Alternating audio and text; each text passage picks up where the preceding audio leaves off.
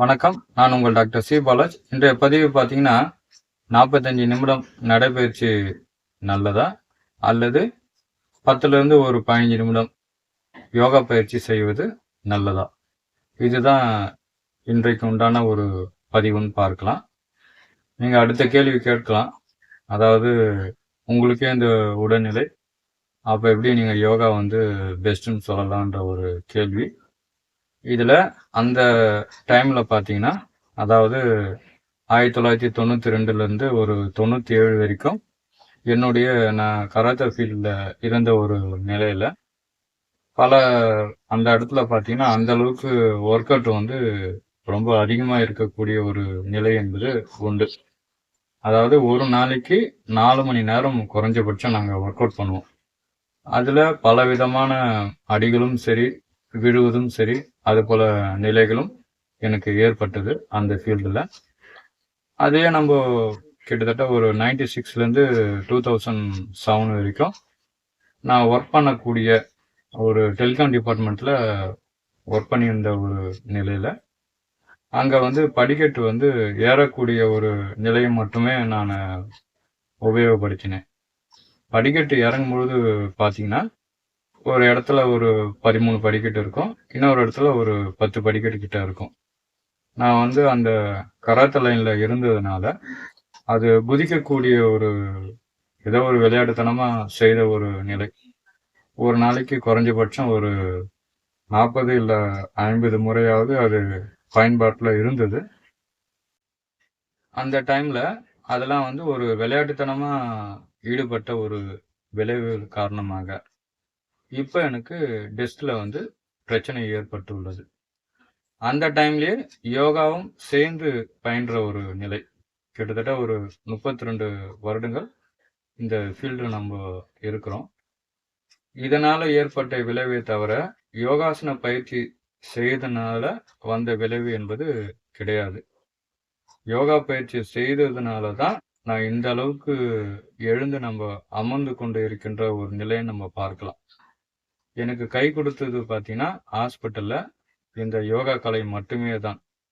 அதே போல உங்களுடைய ஊக்கமும் எனக்கு உண்டான, அதாவது எனக்கு மேற்பட்ட ஒரு சக்தி, இறைவனுடைய அருளும் சொல்லலாம், இல்ல பிரபஞ்சத்துடைய ஆற்றலும் சொல்லலாம். எனக்கு சர்ஜரி மட்டுமே தீர்வு என்ற ஒரு நிலை இருந்தது.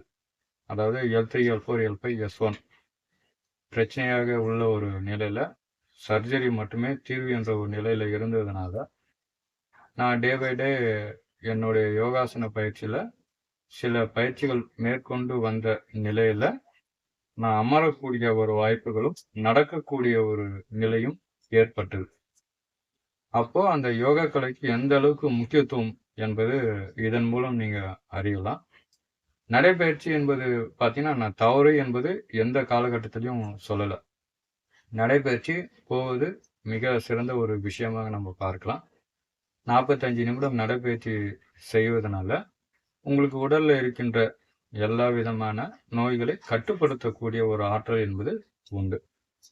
இப்ப பார்த்தீங்கன்னா எனக்கு செய்த அந்த 3 பயிற்சிகள் தான் ஹாஸ்பிட்டல்ல இருந்து வெளியே வந்ததுக்கு உண்டான ஒரு முக்கியத்துவத்தை நம்ம பார்க்கலாம். நம்ம நடைபயிற்சி போவது தவறுன்னு நான் சொல்லலை. அந்த 45 நிமிடம் நடைபயிற்சி செல்வதனால பலவிதமான நோய்களிலிருந்து கட்டுப்படுத்தக்கூடிய ஒரு ஆற்றல் என்பது உண்டு.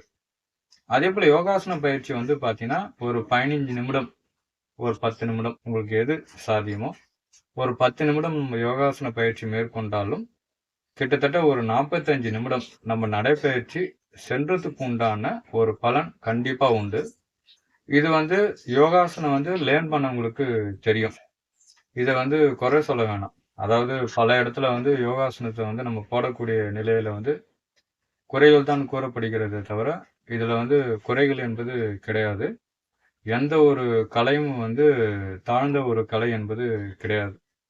யோகா கலை என்பது பார்த்தீங்கன்னா நீங்க சூரிய நமஸ்காரம் ஒர்க் அவுட் பண்ணாலே போதும். அந்த 12 எண்ணிக்கை கொண்ட சூரிய நமஸ்காரம் பெரிய ஆற்றலை கொண்ட ஒரு விஷயமாக பார்க்கலாம். அதே போல மூச்சு பயிற்சியும் பார்க்கலாம். தியான நிலை இதெல்லாம் பார்த்தீங்கன்னா யோகாசனத்துல ஒரு முக்கியமான ஒரு அடித்தளமா பார்க்கலாம். உடல்நிலை முடியாத ஒரு நிலையில கூட யோகாசன பயிற்சி செய்யும் பொழுது மீண்டு வரக்கூடிய ஒரு ஆற்றல் என்பது யோகாசனத்துக்கு உண்டு. உதாரணத்துக்கு நீங்க எண்ணியே பார்க்கலாம். அதாவது ஹாஸ்பிட்டல்ல பார்த்தீங்கன்னா, நான் இங்கேருந்து போகும்பொழுது என்னுடைய உடல்ல வந்து எந்த விதமான அசைவுகளும் கிடையாது. அதாவது என்னுடைய பாதத்திலிருந்து கழுத்து பகுதி வரைக்கும் எந்த ஒரு அசைவுகளும் இல்லாத ஒரு நிலை.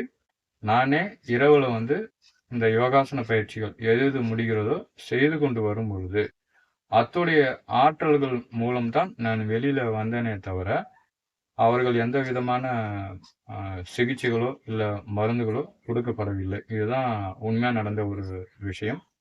நீங்க எண்ணிய ஒரு உதாரணத்துக்கு நம்ம எடுத்துக்கொள்ளலாம். அந்த அளவுக்கு ஆற்றல் மிக்க ஒரு கலை தான் யோகா கலை. அதனால நடைப்பயிற்சி தவறு என்பதும் கூறப்படவில்லை. யோகாசன பயிற்சி வந்து நம்ம அனைவரும் செய்யக்கூடிய ஒரு நிலை. அதாவது படுக்கையில இருக்கக்கூடிய நிலையிலும் யோகாசன பயிற்சி செய்யும் பொழுது மீண்டு வரக்கூடிய ஆற்றல் வந்து யோகாசன பயிற்சிக்கு உண்டு என்பதை தெளிவுபடுத்தக்கூடிய ஒரு பதிவாக நம்ம இதுல பார்க்கலாம். ஆதலால் யோகாசன பயிற்சி உங்களால் எது முடிகிறதோ, எந்த பயிற்சி உங்களால் மேற்கொள்ள முடிகிறதோ, இப்போ உதாரணத்துக்கு நீங்க தோப்புகரணம் எடுத்தாலே பார்த்தீங்கன்னா, நம்மளுடைய அனைத்து அதாவது 72,000 நாடி நரம்புகளை செயல்படுத்தக்கூடிய ஒரு ஆற்றல் வந்து அந்த தோப்புகரணத்துக்கு உண்டு. உதாரணத்துக்கு நம்ம செய்யும் பொழுது உங்களுடைய ஸ்பைனல் கார்டு நன்றாக செயல்படுகிறது. முதுவலி வந்து ஃபியூச்சர்ல வராது. அதே போல உடல் பருமன் குறைகின்ற ஒரு நிலையை நம்ம பார்க்கலாம். இருதயத்துல அதாவது இதுக்கப்புறம் வரக்கூடிய பல விஷயங்களை தடுக்கக்கூடிய ஒரு ஆற்றல் வந்து உண்டு. நுரையீரலை பலப்படுத்தக்கூடிய ஒரு ஆற்றல், இருதயத்தை பலப்படுத்தக்கூடிய ஒரு ஆற்றல் உண்டு. சக்கரவியாதி வராது. பெண்களுக்கு வந்து யூட்ரஸை ஸ்ட்ரென்தன் பண்ணக்கூடிய ஒரு மிக சிறந்த ஒரு ஆற்றல் உண்டு. மெமரி பவரை இன்க்ரீஸ் பண்ணும். இது போல பலவிதமான ஆற்றல்களை அதே போல படிக்கக்கூடிய குழந்தைகளுக்கும் ஞாபக சக்தியை அதிகப்படுத்தக்கூடிய ஒரு திறன் என்பது அந்த தோப்புகரணத்துக்கு உண்டு. இது போல நம்ம சொல்லிக்கொண்டே போகலாம். சாதாரண ஒரு தோப்புகரணம் ஒரு 21 எண்ணிக்கை நம்ம செய்யும் பொழுது இத்தனை விதமான ஆற்றல்கள் உண்டு. அதே போல ஒரு ஆசனம் செய்யும் பொழுது கிட்டத்தட்ட பார்த்தீங்கன்னா நம்ம மேக்சிமம் நம்ம ஒரு 25 இல்லை 30 டிசீஸ் கிட்ட ரிலீவ் பண்ணக்கூடிய ஒரு ஆற்றல் என்பது யோகாசனத்திற்கு உண்டு.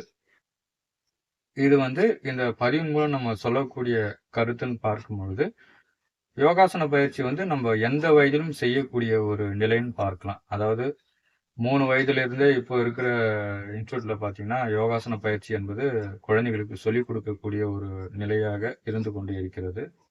அதே போல நம்ம வயதுன்னு பார்க்கும் பொழுது 112 அதாவது 112 வயதிலும் யோகாசனம் கற்றுக் கொடுக்கக்கூடிய நபர்களும் நம்மளுடைய இந்தியாவிலும் உண்டு.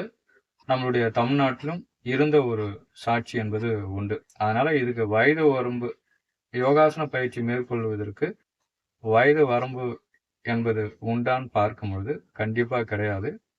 இதெல்லாம் இந்த யோகாசன கலையை பற்றி சொல்லக்கூடிய ஒரு முக்கியமான ஒரு பதிவுகளாக நம்ம பார்க்கலாம். நன்றி, வணக்கம்.